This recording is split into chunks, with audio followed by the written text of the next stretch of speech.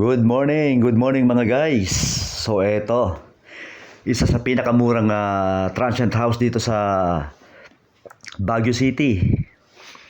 Malapit po ito sa Burnham Park.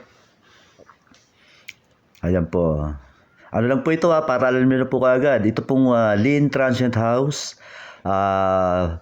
Pag nilakad niyo po ito galing sa Burnham Park o galing kayo dito, papunta ng Burnham Park, ito po ay mga pag nilakad nyo, ano lang po ito, mga 6 to 10 minutes. Kung medyo mabagal-bagal po kayo lumakad, no? Napakalapit po nito sa Burnham Park. Isipin nyo po, lalakad lang kayo ng 10 minutes o 6 minutes, makakarating na po kayo sa Burnham Park. Hindi po kailangan mag-taxi papunta sa Burnham Park. So ito po yan, 6th floor building po ito. Ayan po, nakita nyo po rito, napakalinis niya. Nagustuhan ko po kasi rito malapit talaga sa Burnham Park. Kaya talagang hindi na po kayo gagasto sa mga taxi kung Burnham Park lang ang punta nyo, no? Sa SM, pwede nyo lakad galing dito. Kasi medyo mataas din po ang bayad sa taxi ngayon. Ayan po, nakita nyo yung cellphone number nila. Para po sa booking, pwede na po kayong tumawag kaagad, no? Para po sa reservation. Bali dito po pala, pumunta kami rito. Ano po kami? 10 tao po kami, no? 10 persons, 10 packs. 10 packs, no? Mamaya po papakita ko sa inyo yung room. Ayan po. Nakita nyo, overlooking, no? Napakaganda po rito. At saka napaka-affordable po talaga nung price. Kasi usually po pagka malapit ka sa town proper ng Baguio City, mataas po talaga yung rentahan. Di po kagaya rito, mura lang po. Mamaya po papakita ko po sa inyo yung room para malaman nyo rin po kung magkano yung price, no? Ayan po siya. Ito po, dito po kami nag-stay sa baba lang, no? Para hindi na po mahirap lumakad, paakyat. So ayan po, nakita nyo meron siyang likod. Ito yung pinaka-terrace niya. Ayan po yung pintuan galing po sa loob. Maganda po rito sa sa umaga, sa gabi, pwede ka rito mag-coffee. Ayan po. Pwede kayo mag-relax habang nagkakape. Tsaka maganda rito, siya. Malinis talaga yung room, no? So ayan po, ito po yung parking niya. Marami po siyang parking. Marami pong parking. Yung pong kaninang nauna po nating video, parking niya rin po yun, yung nasa baba, no? Kaya hindi po kayo problema sa parking. So, ito po yung room, no? Ayan, may mga gamit na po siya. Ayan po.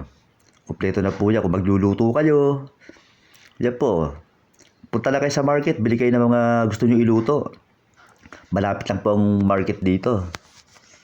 Kasi nandun na nga po kayo sa Burnham Park, no? Ayan po. Ayan, meron po siyang personal rep.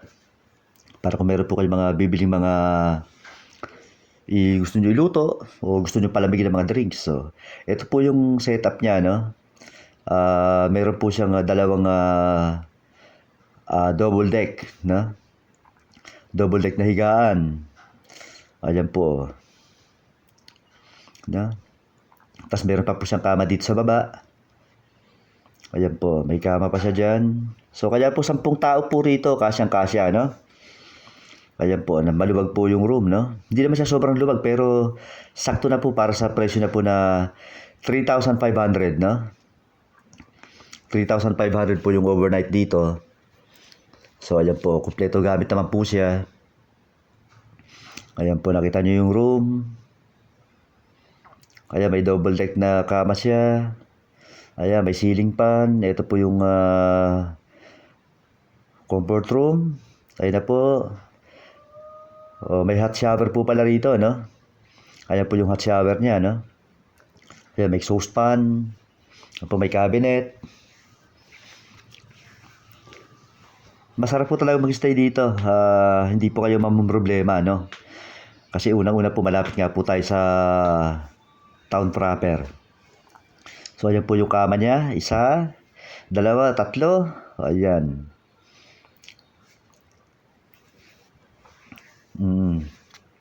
Ang ano lang dito, talagang malamig talaga, no? Kaya Ay, may extra bed pa doon. Ayan po yung garahe na. Ayan po. Sa mga gusto pong magpa-reserve, pwede po kayong tumawag sa number nila. Yung pong nakita nyo kanina sa video. Na? Ayan po na. Sa ano po na price na 3,500. So meron din po sila dito yung mas maliit na rooms. Kung ano man po, kung kukunti lang kayo. Meron po dito yung 2,000 pesos na. Kung konti lang naman po konti lang po kayo, no? So ito po kasi pinipisyo natin ngayon, family room po nila ito. Ayan po.